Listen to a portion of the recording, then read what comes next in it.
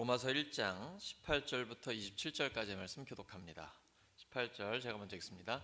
하나님의 진노가 불의로 진리를 막는 사람들의 모든 경건하지 않음과 불의에 대하여 하늘로부터 나타나나니 이는 하나님을 알만한 것이 그들 속에 보임이라. 하나님께서 이를 그들에게 보이셨느니라. 창세로부터 그의 보이지 아니하는 것들 곧 그의 영원하신 능력과 신성이 그가 만드신 만물에 분명히 보여 알려졌나니 그러므로 그들이 핑계하지 못할지니라. 하나님을 알 때 하나님을 영화롭게도 아니하며 감사하지도 아니하고 오히려 그 생각이 허망하여지며 미련한 마음이 어두워졌나니 스스로 지혜 있다 하나 어리석게 되어 썩어지지 아니하는 하나님의 영광을 썩어질 사람과 새와 짐승과 기어다니는 동물 모양의 우상으로 바꾸었느니라. 그러므로 하나님께서 그들을 마음의 정욕대로 더러움에 내버려 두사 그들의 몸을 서로 욕되게 하게 하셨으니 이는 그들이 하나님의 진리를 거짓 것으로 바꾸어 피조물을 조물주보다 더 경배하고 섬김이라. 주는 곧 영원히 찬송할 이시로다. 아멘.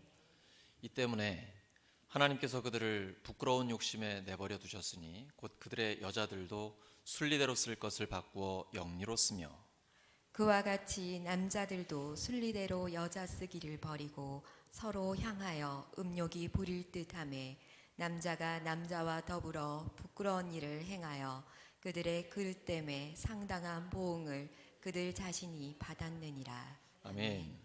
로마서 두 번째 시간 썩지 않는 하나님의 영광, 썩지 않는 하나님의 영광이라는 제목으로 하나님의 말씀 전하겠습니다. 로마서가 16장으로 되어 있습니다. 크게 두 부분으로 나눈다 그러면 1장에서 11장까지는 이신칭의 믿음으로 말미암아 의롭다함을 얻는다라는 교리 중심이고요. 12장에서 16장까지는 그러면 그렇게 하나님께 의롭다함을 받은 하나님의 사람은 어떻게 살아야 하는가? 대표적인 게 악에게 지지 말고 선으로 악을 이기라. 그리고 사랑을 하면 모든 하나님의 말씀을 완성하는 것입니다. 이런 내용이죠. 조금 더 세분화하면요. 우선은 하나님께서 우리를 하나님 앞에 벌거벗겨 놓으십니다. 적나라하게 우리의 실체를 드러내시죠. 우리가 죄인이라는 것을 하나님 앞에 드러나게 하셔요. 그 다음에는 의의 옷을 입혀주십니다. 우리의 모든 부끄러움을 가려주시는 거죠. 예수님의 죽으심과 부활의 복음을 통해 예수님을 믿는 사람을 하나님의 자녀로 삼아주시고 의롭다고 인정해 주시면서 의의 옷으로 입혀주세요. 그래서 하나님이 의롭다라고 인정을 해주십니다. 그 다음에는 성령의 사람으로 만들어주십니다. 성령께서는 우리의 연약함을 도와주시죠. 말할 수 없는 탄식으로 우리를 위해 간구해 주십니다. 그래서 성령을 따라가는 사람으로 만들어 주십니다. 그렇게 성령의 사람이 되어 하나님의 사람으로서 구별된 삶, 예수님을 믿지 않은 사람들과 세상과는 구별된 거룩한 삶을 살아가는 사람으로 만들어 주신다. 이 내용이 로마서 전체에 해당이 됩니다. 로마서는 복음 중에 복음입니다. 복음은 복된 소식, 좋은 소식, 기쁜 소식 아닙니까? 근데 오늘 본문에 보니까 하나님의 진노가 나옵니다. 왜 그럴까요?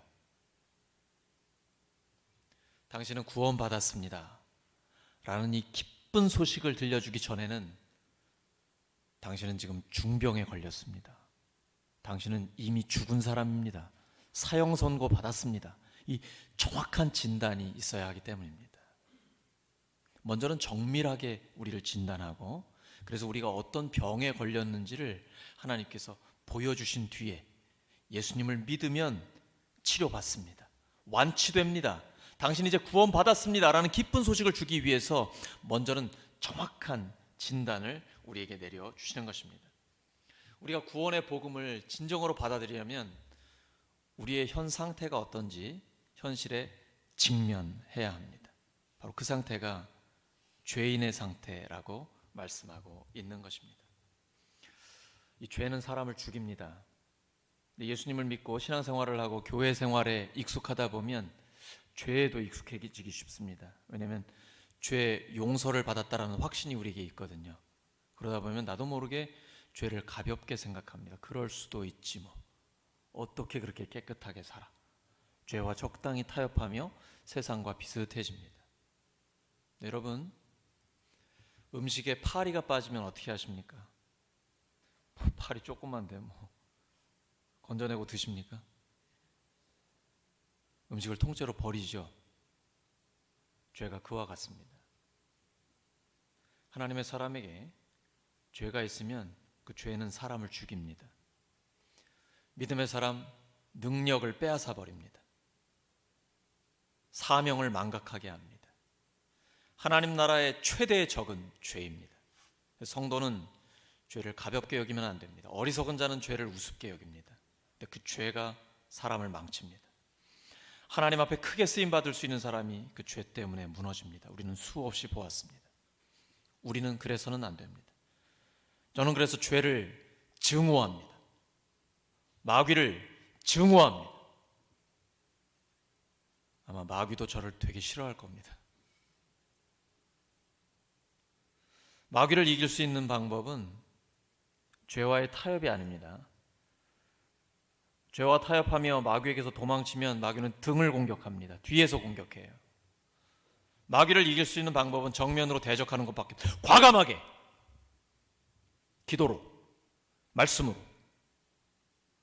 하나님을 믿는 믿음으로 마귀를 대적하면 마귀는 피합니다. 야고보서에 기록되어 있죠. 하나님께 복종하라. 그리고 마귀를 대적하라. 그러면 너희를 피하리라. 죄에 대해서는 단호해야 합니다. 본문에 죄는 불경건과 불의로 표현이 됩니다. 경건하지 않다라는 것은 하나님 앞에 잘못된 자세를 갖고 있는 것입니다. 북한에 선교를 하러 간 목사님이 북한 사람들한테 이런 얘기를 들었다고 해요. 당신들 그 평양에 있는 봉수대 교회에서 예배 드리는 거 보니까 예배 중에 기도하고 있는데 막 사진 찍고 이러는 거 보니까 하나님을 그렇게 경건하게 예배하는 것 같지 않다고. 우리 김일성 수령을 경배할 때도 그렇게 하지 않는다고. 그 말이 참 마음에 와닿아요. 우리가 얼마나 하나님 앞에 경건하게 예배드리고 있는가, 하나님 앞에 바른 자세를 갖고 있는가, 하나님을 하나님으로 인정하고 있는가. 오늘도 우리가 찬양 중에 찬양이 너무 좋아가지고 제가 시간 되면 올라와야 되는데 잊어버리고 있었어요. 찬양의 내용 중에 여러분 왕 중의 왕 예수님을 찬양했죠. 정말 우리가 지금 그 왕 중의 왕이신 하나님께 예배드리고 있습니까? 그 마음가짐을 가지고 예배드리고 있나요? 그것이 경건함이고 그렇지 않은 것이 불경건함입니다. 불의는 무엇입니까? 이웃에 대한 잘못된 자세입니다. 사람들과의 잘못된 관계를 맺고 있는 거예요. 철저히 자기중심적이고 나만 알고 있는 그 상황, 이것이 이제 사람에 대해서 잘못된 자세를 취하게 되는 것이, 바로 이것이 죄가 두 가지로 표현되는 것입니다. 그런데 이렇게 죄를 짓는 사람이 불경건하고 불의를 하게 되면 하나님의 진노 아래 있습니다. 하나님이 그 사람을 내버려 두게 되면 이 사람 자기 마음대로 합니다. 사람은 본래 하나님의 형상대로 지음받았습니다. 그래서 사람은 원형이신 하나님을 닮고 싶습니다. 그런데 마음에 하나님을 두지 않으면 하나님 대신에 다른 것을 두게 됩니다. 왜냐하면 하나님이 사람에게 하나님을 알 수 있는 마음을 주셨습니다. 우리가 만물을 보아도 알고 자기 자신의 몸만 보아도 압니다. 나를 지으신 하나님, 창조주 하나님을 모두 다 알 수가 있습니다. 그럼에도 불구하고 하나님을 영화롭게도 하지 않고 감사하지도 않습니다. 하나님께 찬양하지 않습니다. 그러면 하나님이 계셔야 할 그 자리에 하나님 대신에 다른 걸 둡니다. 보통 돈을 두거나 다른 신을 둘 수도 있고 아니면 자기 자신이 될 수도 있습니다. 다른 사람이 될 수도 있습니다. 사람은 그렇지 않고는 배기지 못합니다.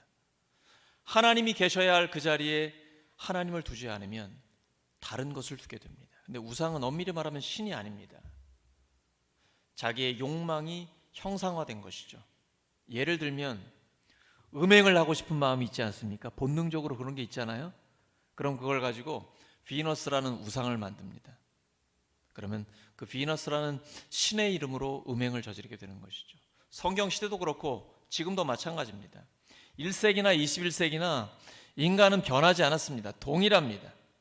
그래서 우상은 우리의 죄를 정당화시켜 줍니다. 그러면 어때? 각자 자기 하고 싶은 대로 하는 거지. 왜 네가 상관이야? 이렇게 얘기하는 것이죠. 우상 앞에서는 회개가 없습니다. 왜냐하면 인간의 본능과 너무 잘 맞아 떨어지기 때문입니다. 우리가 예수님을 믿는다고 하지만 잘못하면 내가 만든 내 신을 믿고 있을 수가 있는 것입니다. 내 소원을 들어주는 알라딘의 램프의 요정처럼 내 뜻을 이루고 내 야망을 이루기 위해서 하나님을 이용하려고 하는, 이름만 예수의 이름, 거룩한 이름, 기독교의 이름, 교회의 이름을 가져오지 내가 만든 나의 신일 수가 있습니다. 굉장히 조심해야 되는 것입니다. 이것이 바로 하나님의 진노 아래에 있는 인간의 모습을 오늘 보여주고 있습니다. 하지만 복음에는 하나님의 의가 나타납니다. 오직 의는 믿음으로 말미암아 삽니다. 예수님을 믿는 믿음으로 하나님께서는 우리를 의롭다고 인정해 주시고 하나님 부르시는 그날까지 우리는 믿음으로 살아갑니다. 주님 만나면 그때는 이제 믿음이 필요 없습니다. 왜냐하면 주님과 함께 있기 때문에, 완전히 하나 되어 있기 때문이죠. 하지만 하나님 부르시는 그날까지는 오직 믿음으로 살아야 합니다. 하나님께서 저를 다스려 주시옵소서라고 기도하면 하나님 그렇게 해 주십니다. 하나님은 인격적인 분이기 때문에 강제로 하지 않으십니다. 내가 원해야 합니다. 내 마음에 하나님을 두고 하나님께서 저의 마음을, 저의 삶을 다스려 주시옵소서. 그러면 그때부터 하나님 우리를 다스려 주십니다. 여러분 한 분 한 분에게 여쭤보겠습니다.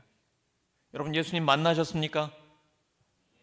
예수님을 믿고 하나님의 자녀로 새롭게 거듭나셨습니까? 그리고 계속해서 새로운 삶을 살고 계십니까? 아니면 하나님을 만나지는 못하고 그 느낌만 갖고 살고 있지는 않습니까? 종교 생활, 품위 있는 기독교인으로서의 삶을 살고 있지는 않습니까? 당신의 삶에서 모든 불경건과 불의를 없애버리셨습니까? 혹시 악을 행하는 자들을 두둔하는 일은 없습니까? 우리 자신을 돌아보아야 합니다. 예수님을 만나 하나님의 자녀로 새로운 삶을 살게 되면 썩지 않는 하나님의 영광을 바라보게 됩니다. 눈에 보이는 모든 것들은 다 썩어 없어질 것들입니다. 같이 있습니다. 몇 년 못 갑니다. 얼마 못 갑니다. 그래서 예수님을 믿는 하나님의 자녀는 썩지 않는 하나님의 영광을 바라보게 됩니다. 이 사람들에게는 특징이 있습니다. 첫째, 하나님을 영화롭게 해드립니다. 로마서 1장 21절입니다. 시작. 사람들은 하나님을 알면서도 하나님을 하나님으로 영화롭게 해드리거나 감사를 느끼는커녕 오히려 생각이 허망하여져서 그들의 지각 없는 마음이 어두워졌습니다. 하나님을 알지만 하나님을 영화롭게 해드리지 않습니다. 왜냐하면 그러고 싶지 않거든요. 내 마음대로 내 뜻대로 살고 싶은 것입니다. 이게 죄입니다. 죄라는 것은 내가 하나님이 되는 것입니다. 내 마음대로 내 뜻대로 사는 것입니다. 하나님이 내버려 두신 것입니다. 좋아할 일이 전혀 아닙니다. 우리가 자녀가 있습니다. 어떻게든 올바로 잡아주려고 합니다. 최선을 다합니다.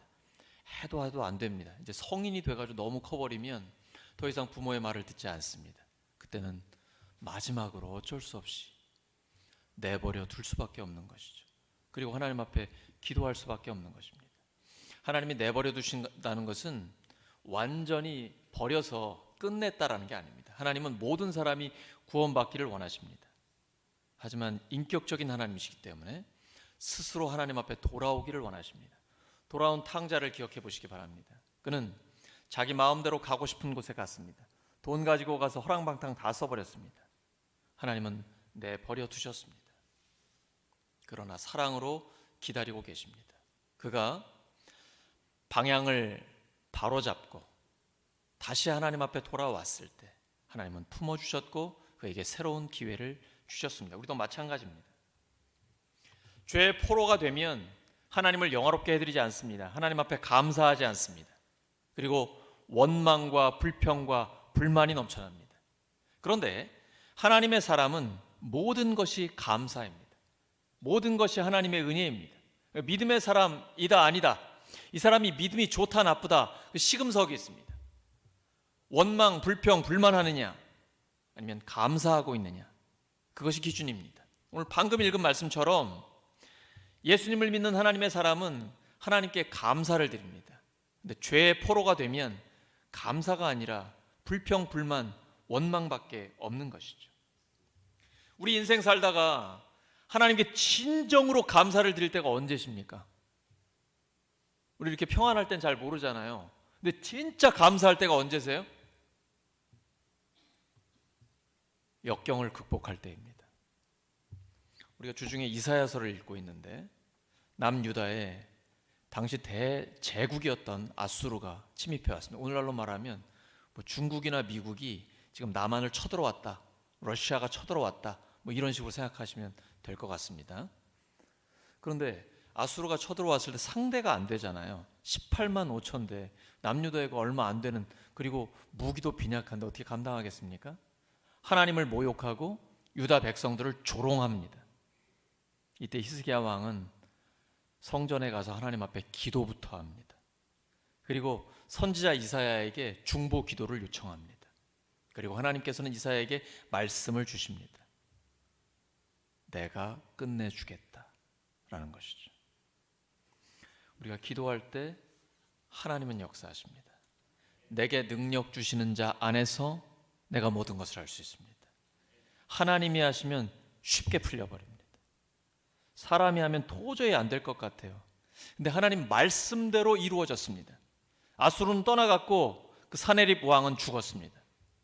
말씀대로 이루어졌습니다. 이때 히스기야의 기쁨이 얼마나 컸겠습니까?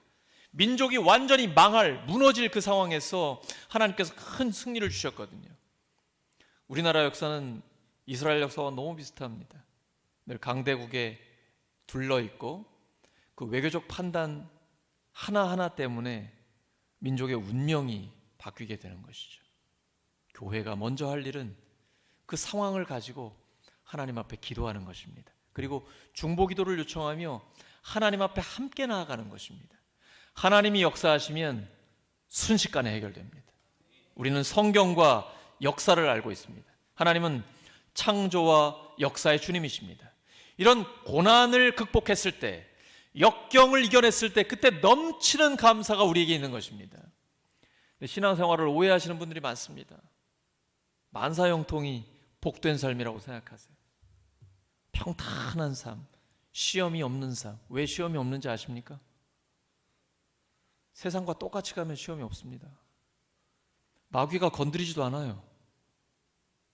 그런데 세상을 거스르고 마귀를 대적하면 마귀가 미워하거든요. 시험을 줍니다. 환난이 옵니다. 진짜 복된 삶은 시험이 없는 삶이 아니라 시험을 극복하는 삶입니다. 환난을 이겨내는 삶입니다.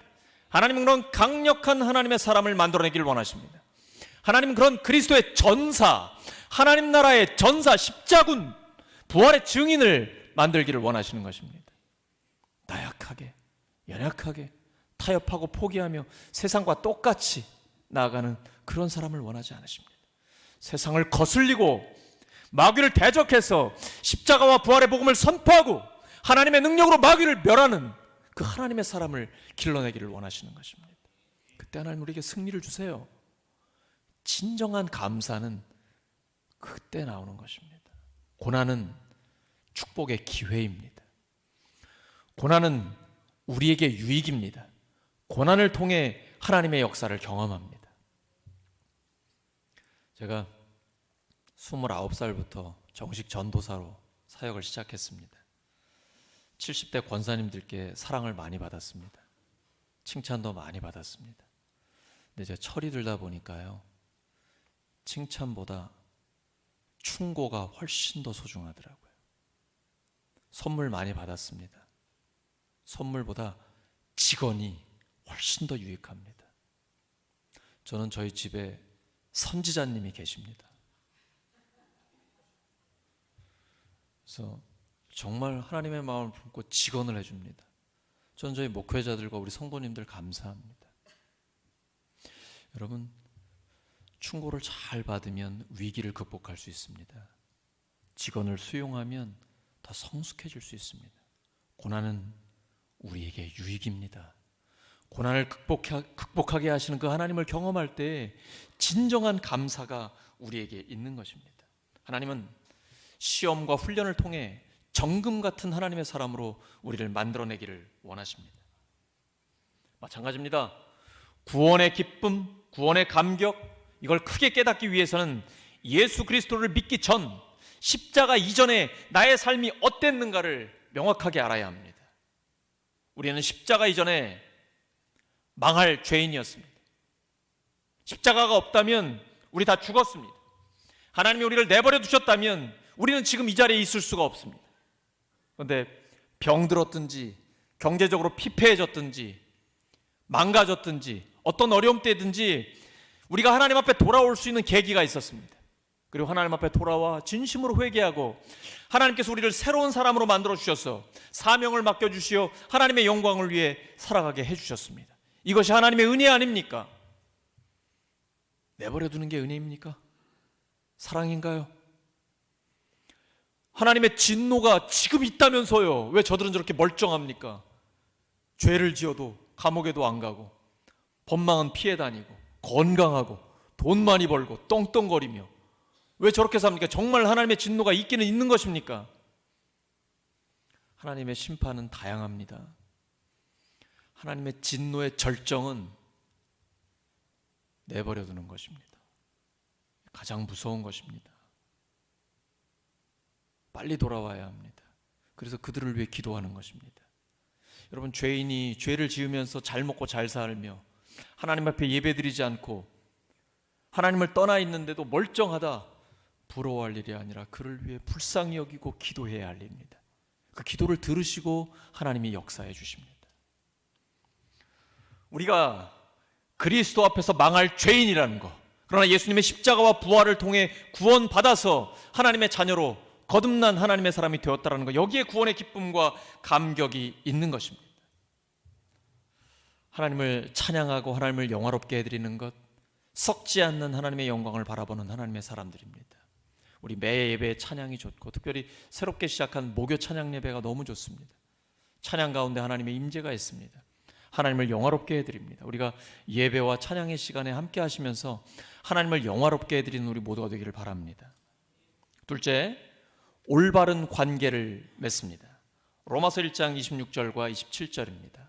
시작. 이런 까닭에 하나님께서는 사람들을 부끄러운 정욕에 내버려 두셨습니다.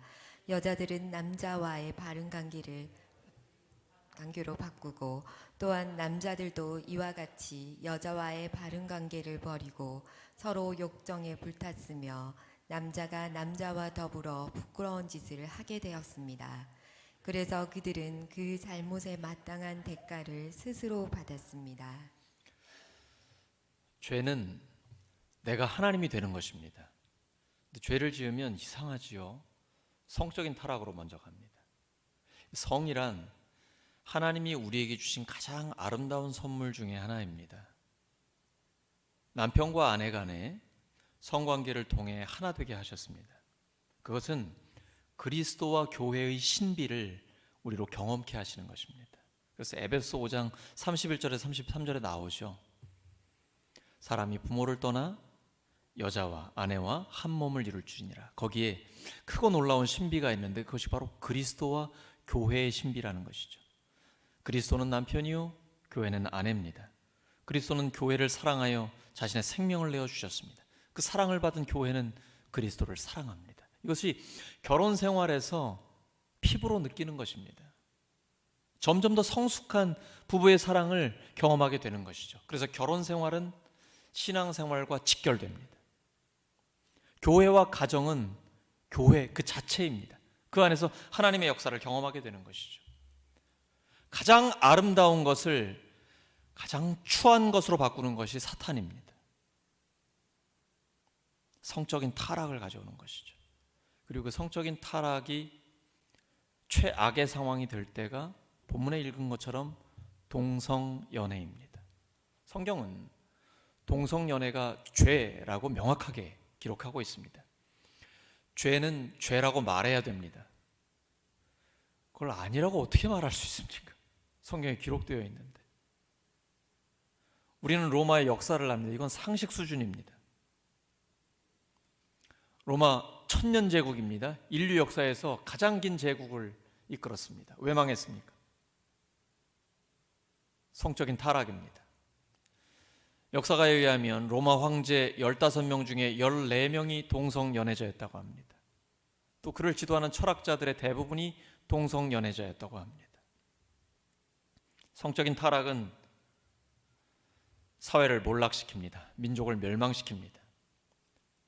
특별히 가장 악한 상태인 동성연애가 자연스럽게, 당연하게, 편안하게 받아들여지는 바로 그 상태는 치유가 거의 불가능한 멸망 직전이라고 보시면 됩니다.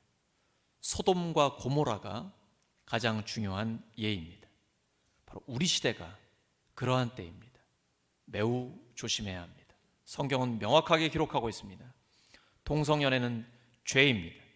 회개하고 하나님 앞에 돌아와 하나님이 주신 가장 아름다운 선물인 남편과 아내의 그 부부간의 성을 회복하는 것, 건강한 가정을 회복하는 것, 그것이 하나님의 뜻입니다. 올바른 관계를 갖지 못하게 되는 것, 이것이 바로 죄의 결과입니다. 하나님과나 이웃과나 환경과 나와의 올바른 관계가 깨어진 것입니다. 여기에 하나님의 진노가 있습니다. 이걸 해결할 수 있는 방법은 예수님의 피밖에 없습니다. 로마서 5장 9절입니다. 시작. 그러므로 지금 우리가 그리스도의 피로 의롭게 되었으니 그리스도로 말미암아 하나님의 진노에서 구원을 얻으리라는 것은 더욱 확실합니다. 구원의 길은 오직 예수님의 피밖에 없습니다. 예수님의 피를 통해 모든 죄를 씻어주시고 그리고 하나님의 품 안에 품어주십니다. 부활하신 주님의 능력이 우리를 새롭게 하셔서 새로운 사람으로, 죄를 끊고 하나님의 영광을 위해 의로운 하나님의 사람으로 살게 해주시는 것입니다. 바로 올바른 관계를 맺게 해주시는 것이죠. 셋째, 썩지 않는 하나님의 영광을 바라보는 사람은 마음에 하나님 두기를 좋아합니다. 로마서 1장 28절입니다. 시작. 또한 그들이 마음에 하나님 두기를 싫어하매 하나님께서 그들을 그 상실한 마음대로 내버려 두사 합당하지 못한 일을 하게 하셨으니. 마음에 하나님 두기를 좋아하면 죄를 지을 수가 없습니다. 마음에 하나님이 계신데 죄를 어떻게 지어요? 우리 마음대로 살 수 있습니까? 옆 사람에게 물어봐 주시기 바랍니다. 당신은 마음대로 사실 수 있습니까? 마음대로 사실 수 있나요?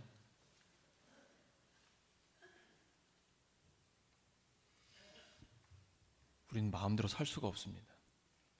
기도를 조금만 게을리하잖아요. 불같은 시험이 옵니다. 좀 교만하잖아요. 하나님 엄청 책망하십니다. 때로는 몸이 아프기도 해요. 저는 확신합니다. 하나님이 우리를 사랑하시기 때문에 하나님 앞에 죄를 지으면 하나님 가만두지 않으세요. 가만두는 건 심판입니다. 그게 하나님의 사랑의 진한 표현입니다. 하나님의 징계를 받으면 빨리 정신을 차리는 거죠. 그리고 하나님 앞에 돌아옵니다. 그래서 마음에 하나님 두기를 좋아하는 거예요. 마음에 하나님을 두면 죄를 지을 수가 없습니다. 진정한 하나님의 사람은 죄를 증오해야 합니다. 마귀를 증오해야 합니다. 왜냐하면 죄가 사람을 죽이기 때문입니다. 죄가 성도의 능력을 빼앗기 때문입니다. 죄가 사명을 망각시키기 때문입니다. 하나님 앞에 능력 있게 쓰임 받으려면 죄를 이겨야 합니다. 반드시 죄를 이기고 하나님의 사람으로 하나님의 의인으로 설 때에 주 앞에 능력 있게 쓰임 받게 되는 것입니다. 인간의 마음은 언덕 위에 있는 수레와 같습니다. 붙잡지 않으면 그냥 떨어져 내려가 버립니다. 굴러가 버립니다. 죄에 빠지게 됩니다. 붙들고 있어야 합니다.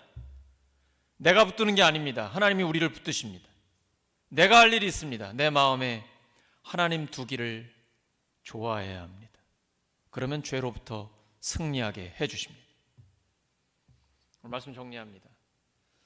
썩지 않는 하나님의 영광을 바라보는 사람은 세 가지 특징이 있습니다. 하나님을 영화롭게 해드립니다. 올바른 관계를 맺습니다. 마음에 하나님 두기를 좋아합니다. 썩지 않는 하나님의 영광을 바라보며 늘 하나님과 동행하는 우리 모두가 되기를 예수 그리스도의 이름으로 축원합니다. 함께 기도합니다. 아버지 하나님, 하나님 주신 말씀대로 썩지 않는 하나님의 영광을 바라보며 살아가는 저희들 되게 해 주시옵소서. 예수 그리스도의 이름으로 기도드립니다. 우리 다 함께 일어서